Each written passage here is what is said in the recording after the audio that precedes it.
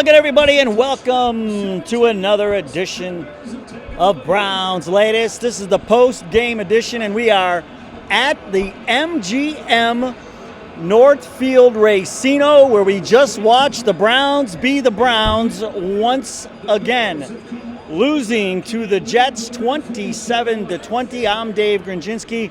Thank you so much for joining us for our instant reaction, a special edition. We'll have some special guests for you here in a couple of minutes. But the Browns lose 27-20 in a way that only the Browns could lose. You give up a kickoff return, you give up a punt return, you pretty much dominate. The defense dominates for three quarters, 12 yards passing from Justin Fields, and you're somehow tied with them going into the fourth quarter. And then, of course, it all comes unraveled in the fourth quarter. And then the undisciplined offsides calls, the encroachment calls when you're trying to get the ball back at the end. I mean, this is what makes it so hard to be a Browns fan. But first things first, let's talk about the quarterback and the play calls. And here's what I'm going to say. That offense did not look much better. They scored 2 touchdowns. The first touchdown aided tremendously by 2 defensive penalties by the Jets. The second touchdown set up by, well, I told you Justin Fields was going to throw an interception, and he did. Set up by the interception by Fields. It was one play, the second drive, one pass, 22 yards, touchdown to Judy. Judy cashed the over yards for us. It went a lot of the ways I thought it was going to go, but I thought for sure we were going to get more out of this offense. Gabriel, 17 for 32, 167 yards and 2 touchdowns. Judkins, 22 carries, 75 yards. I mean, I don't argue with that. But the special teams, that's where we got burned. So the quarterback and the play calls, kind of mid. I didn't see much of a difference in the way the game went. I thought we were a little more creative in some of the play calls. I thought that on the touchdown to Njoku, I thought that was a good play call at the time. We had some better play calls along the way. But for the most part, this offense just sputtered. Gabriel missing passes. People just not happy with the way it went. Watching here at the MGM Northfield Racino, and so, but what got us, what always gets us, it's always something, right? Because the defense played well. The defense played well enough to win. But the problem, the special teams, the breakdowns in special teams. If BUBBA Ventrone is not fired before he gets to the plane tonight, that's a problem. We've been complaining about him for weeks. Everybody sees it. Everybody knows it. And I think Kevin Stefanski, this was a game that they could not lose. And they found a way to lose it. The penalties along the way, just all of it adding up. Undisciplined play, a quarterback who's overthrowing wide open receivers, struggling. We're still dropping our quarterback 10 yards behind the line of scrimmage, trying to throw the ball downfield. You can't do that with this offensive line. The things that work, we don't go back to them. It didn't appear to me like we made many adjustments in the second half. Didn't put up any points. How do you score 3 points against this Jets defense, giving up 7 yards a carry? How does that happen? But the special teams did us in once again. And so here we are at 2-7. And what did we learn? And time now to bring in our first special guest. We're going to lean him in here. There he is. It is the greatest talent evaluator that nobody knows, Thraso Thrasabulu. He's been on the show before with us. His son Costa, lockdown cornerback at Mount Union. They're on their way to the playoffs. He is third in the country in pass breakups. And Thraso, well, what are your first impressions? Where do you start? It's like a Twilight Zone, bad dream, Groundhog Day. Keep over and over the same thing, but it's It's the lack of discipline that's been constant through Kevin Stefanski's tenure, and that's all special teams is too. It's discipline. Stay in your lane, stay in your zone, contain your area, and you can see that they don't have it there. The relentless pre-snap penalties, post-snap penalties, just relentless, undisciplined football, and this is where it ends up. You get lucky every once in a while to get a good play, but the relentless, undisciplined football puts you behind the chains all the time. You're always third and long. You're never third and short. Well, how many times today were we third and double digits? Not just single digits, double digits. It's just the undisciplined. That last the last drive for the Jets, where we jumped off sides. Everyone knew that they weren't snapping the ball. Everyone knew. I knew, you knew, everyone in this bar knew.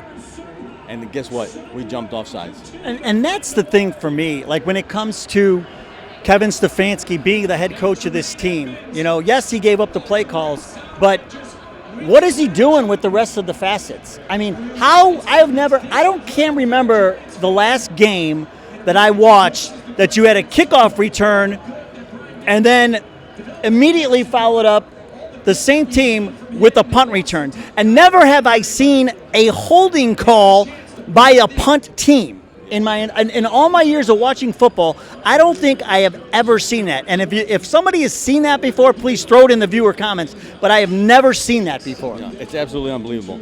So last year in 2024, there were 7 kickoffs returned for touchdowns. 1 was on an onside kick, and the other 6 were deep balls. Well, guess who gave up 1? Against the Cincinnati Bengals. Okay. This year there was 2, and the 1 happened today that we gave up. It's a play that never happens, but again, undisciplined football, undisciplined players, on not knowing their job, not doing their job. I don't even know. I can't even explain. But it's the most basic formation, basic football play that we can't even get that right. And that's the frustrating thing. It comes down to a lot of basics. It's the plays, whether it's, Judy with another drop. He had a better game today. Or, Jerome Ford with a drop. It's the drops. It's the missed passes. We run that nice play, that fake screen, turn around, throw it back to overthrow Corey. He's wide open. He's got a load of blockers in front of him. It's like we just can't execute. Yeah. And like we've talked before, the rest of the defense have figured out the offense. The offense hasn't changed. It hasn't innovated in the past 6 years. It's predictable. Everyone knows what to do. Everyone knows what's coming. Okay, so they might sneak out a play every once in a while, but for the most part, everyone knows what's coming. Okay, so it's like they're playing already against a stacked deck. It's just so we got a new play caller, but it's the same plays, same formation, same plays. So and that's it. It's Kevin's. It's still Kevin's plays, and that's what we said. It's like, how is he going to take the same plays and make it look different? Yeah, exactly. And I don't know what else Dylan Gabriel needs to prove that he can't. He's not a starting quarterback. No offense. We talked today. Oh no, there's offense. He is not a starting quarterback. We have said it since the day they took him in the 3rd round. Yeah. And I don't know. I figure he's going to get one more game, and then you have to try something. Is anyone going to get fired this week? Who knows what's going to happen this week? But he's not a starting quarterback. I think he has the potential to be a good backup, like we spoke about. But he's not a starting quarterback. I think that's become evident. 100% apparent. And I'll tell you, the other thing is, if Ventrone is not fired. I don't see how you cannot. It's been constant special teams blunders, errors, long returns, touchdown returns. It's relentless. The special teams, every play on special teams, you don't know what's going to happen. It's 100%. Absolutely. And so, what did we learn? The same thing we learn every week. The special teams are terrible. Our head coach is terrible. Thrasso's right on the money. And coming in now is our first live viewer comment ever. We've got Colin here from Streetsboro. Yeah. And Colin, I love to hear the younger generation and their views on our team here in Cleveland. Talk to me. All right, hot take here. I think when Stefanski gets fired, whenever that is, John Gruden is the next head football coach of the Cleveland Browns. You need a guy that has experience, a guy that's a leader, and a culture change. And I think, shout out to my good friend Ken Carmen at 92.3 The Fan, my next door neighbor. Him and Lima talk about it all the time. What's the culture like? And every professional sports team, not just in the NFL, a culture change is needed within this organization right now. And I think if you go out and make that change and bring in a guy who's hard-nosed, that loves football, whether it's Gruden or somebody else out there, something has to change, and whatever that change is, I just think it's a broken record at this point. And I think every week that you're on this podcast, it's the same words and a different way of saying it. So, and that's exactly what I said after the last loss. I mean, it's like it's hard to come up with other, because it's the same thing every time. But as a young fan, I mean, are you going to pay money to go downtown and watch this team? No, I think I've started to change my allegiance as well. I think.